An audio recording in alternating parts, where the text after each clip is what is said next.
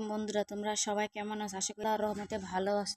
তো দেখো, আজকে তোমাদের সাথে নিয়ে আসলে নতুন একটি ভিডিও। তো প্রথমে আমি ভাতটা বসিয়ে দিলাম। তো আজকে আমি শেয়ার করব তোমাদের সাথে। আমি দেখো, বোয়াল মাছ আমি হাতে মেখে কিভাবে রান্না করি আলু টমেটো দিয়ে, তাই তোমাদের দেখাবো।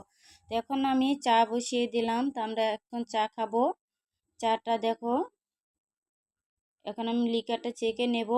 তো এখন এক এক করে দিয়ে দেবো চিনি, তার মধ্যে দিয়ে দেব মাখজুদ। মাখজুদের চাটা খেতে অনেক ভালো হয়, তোমরা একবার ট্রাই করে দেখতে পারো। তো দেখো, দুধ দিয়ে দিলাম।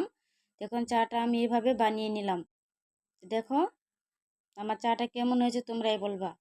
তো চাটা আমি ঢেলে নিলাম। আমার চাটা ঢালা হয়ে গেছে। এখন আমি সবাইকে দিয়ে দেব। আর আমারটা আমি এখানে রেখে আমি এখানে বসে খাবো। তো আমার চা খাওয়া হয়ে গেছে।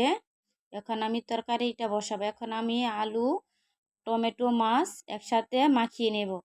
তে আলু টমেটো মাছের সাথে দিয়ে দেবো পেঁয়াজ, আদা বাটা, পেঁয়াজ আর মরিচ বাটা একসাথে মিলিয়ে তা দিয়ে দিব। তারপর হলুদ গুঁড়ো, ধনিয়া গুঁড়ো, মরিচের গুঁড়ো আর দিয়ে দেবো স্বাদ মতো লবণ আর তেল।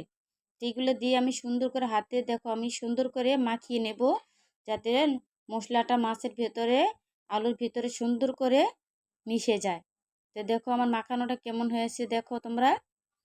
তো মাখানো হয়ে গেছে। এখন আমি রান্না বসিয়ে দিব।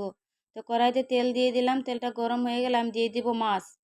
তো মাছটা ভালো করে আমি এভাবে আস্তে আলতোভাবে কষিয়ে নেব।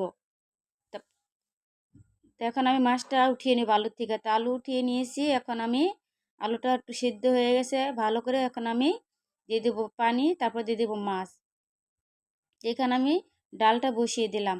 তো দিয়ে দিলাম প্রথমে মরিচ আর পেঁয়াজ কাটা একসাথে ভাজা হয়ে গেছে। এখন আমি দিয়ে দেবো ডালটা দিয়ে নেড়েচে দেবো হলুদ গুঁড়ো, ধনিয়া গুঁড়ো, মরিচের গুঁড়ো, দিয়ে দেবো স্বাদ মতো লবণ। তো দেখো আমি আরেকটু ভালো করে কষিয়ে নিলাম। তারপর দিয়ে দিলাম পানি। তো পানি দেওয়া হয়ে গেছে। এখন ডালটা হোক। আর এখানে আমি দেখতে আসলাম যে আমার তরকারিটা কতটুকু হলো। তো আমার তরকারিটা হয়ে গেছে। এখন ধনিয়া পাতা দিয়ে নামিয়ে নেব।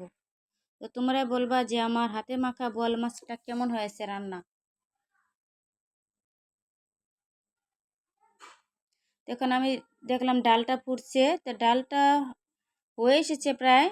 তো ডালটা হতে হতে আমি এখানে কিছু থালা বাসন ধুয়ে নেব। তো দেখো আমি এক এক করে এগুলা মেজে নেব।